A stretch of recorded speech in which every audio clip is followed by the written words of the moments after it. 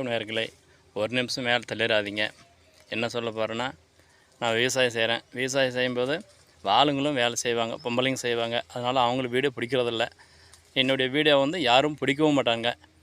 ஏன்னா விவசாயம் பற்றி அவங்க எதுவும் கண்டுக்க மாட்டாங்க. நான் வேலை செய்யும்போது நானும் ஒவ்வொரு வீடியோவை எடுத்து போடுவேன்.